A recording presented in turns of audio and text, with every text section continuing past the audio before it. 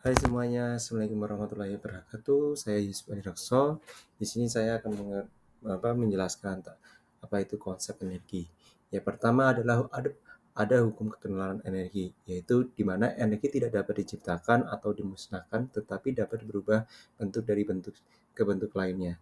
Ada beberapa bentuk energi, yaitu ada energi panas, yaitu atau thermal, yaitu adalah yang berhubungan dengan suhu. Kemudian ada energi potensial, yang dimana energi itu tersimpan pada suatu benda, seperti halnya pohon jatuh dari pohon, apel dari jatuh dari pohon ya. Kemudian ada energi nuklir yang dimana energi ini tersimpan pada suatu benda. Kemudian ada energi kinetik, yaitu adalah ketika energi ini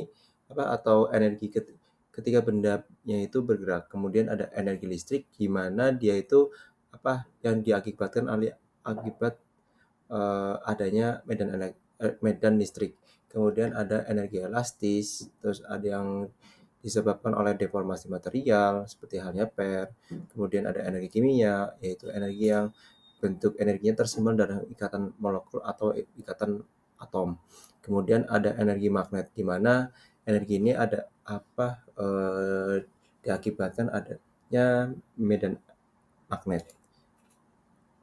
Kemudian apa itu energi itu berubah dari bentuknya yang lain adalah di mana dia thermal dari sini adalah dari gerak nih, dari energi bergerak itu berubah menjadi energi listrik atau sebaliknya, yang menghasilkan gerakan itu yang diubah menjadi listrik, seperti halnya PLTA seperti itu. Kemudian apa uh, seperti sistem sebagai contoh adalah ketika kita mempunyai pemanas ataupun uh, microwave, yang dimana nanti dari energi listrik berubah menjadi energi panas seperti itu. Kemudian ada namanya sistem perubahan energi. Ada namanya perubahan energi. Itu pertama adalah penambahan energi, di mana ada dua sistem, yaitu sistem terbuka dan sistem tertutup. Di mana sistem terbuka ini dia akan menambahkan energi, tapi juga ada yang sistem yang kehilangan energi, seperti halnya ketika kita analoginya adalah ketika kita mempunyai es batu yang ditempatkan di bukan es batu, seperti air panas yang ditempatkan di gelas. Ini makin lama makin ada energi panas yang terbuang, ya, dimana nanti air itu akan makin lama akan menyesuaikan dengan suhu lingkungannya.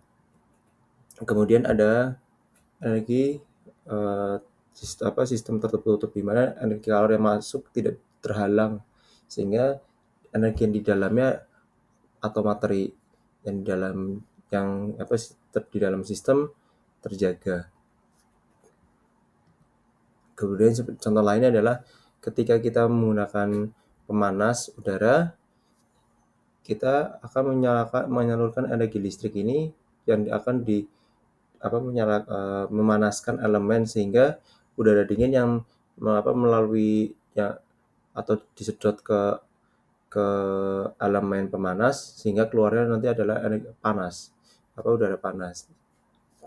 Itu adalah gambaran yang cukup bisa menggambarkan perubahan energi dari listrik ke panas. Terus kita di sini akan membahas namanya hukum termodinamika, di mana hukum termodinamika adalah jika benda A pada kesetimbangan dengan thermal dan dengan B dan C, maka B dan C itu juga berada pada kesetimbangan thermal. Kesetimbangan yaitu adalah yang berarti adalah tidak adanya pertukaran kalor atau dalam kondisi sama.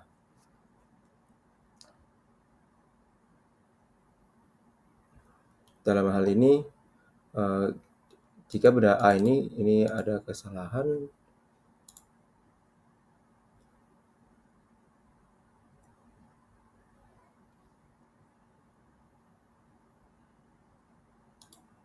Jika Kemudian ada signifikansi hukum termodinamika. Pertama adalah hukum termodinamika yang kenal, yaitu memungkinkan adanya skala temperatur yang universal, di mana adalah temperatur adalah suatu yang sama antara dua objek ketika objek berada dalam satu thermal equilibrium.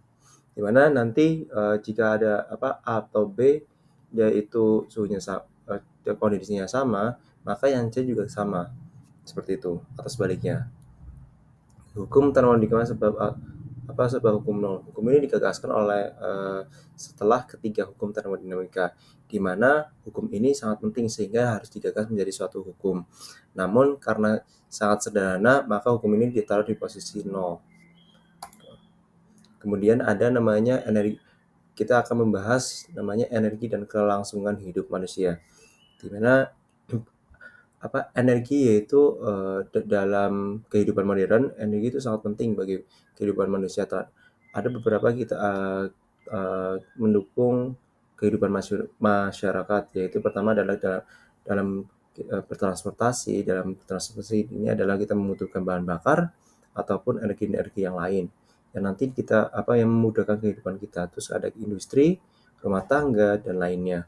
Kemudian namun kebergantungan pada energi yang kita miliki yang sekarang dipakai adalah fosil. Dalam hal ini menghadirkan tantangan serius seperti perubahan iklim serta kelangkaan sumber daya.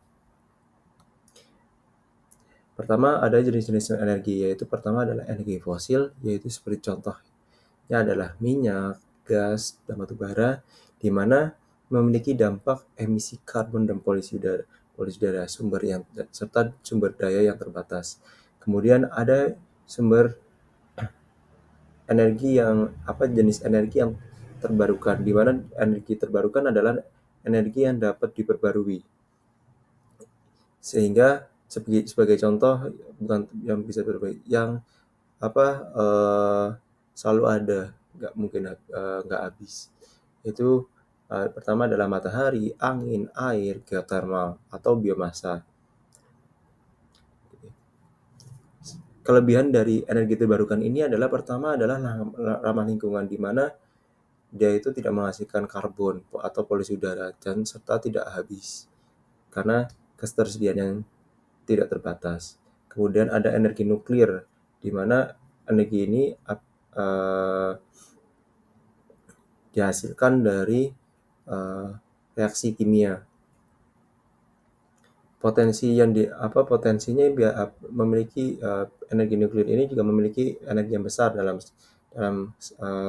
jumlah yang kecil, akan tetapi memiliki resiko yang sangat tinggi, yaitu adalah limbah radioaktif yang sangat berbahaya untuk keberlangsungan hidup manusia.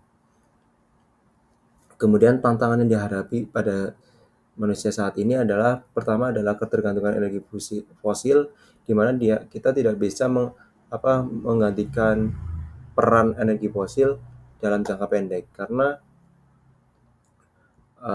beberapa hal, karena teknologi, karena penyebarannya sudah banyak. Kemudian ada tantangan berikutnya adalah dampak dari lingkungan, di mana perubahan iklim dan polusi global sangat berpengaruh. Kemudian ada kesetimbangan akses energi, di mana kita banyak negara yang masih minim akses energi modern, energi bersih.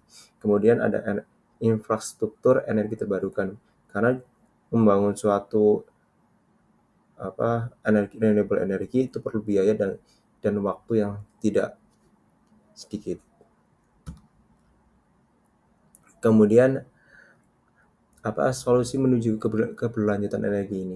Pertama adalah mencakup investasi teknologi energi terbarukan seperti panel surya, turbin, pembangkit listrik tenaga air, dan lain-lain yang nanti disesuaikan dengan potensi energi yang ada. Kemudian ada efisiensi energi digunakan menggunakan perangkat yang hemat energi serta optimalisasi konsumsi daya mau dari industri maupun skala rumah tangga. Kemudian ada kebijakan pemerintah yang mengatur mungkin nanti subsidi energi terbarukan serta pajak karbon. Kemudian ada peningkatan kesadaran masyarakat yang melibatkan masyarakat dalam tindakan ramah lingkungan. dari pemilihan energi dan lain-lain.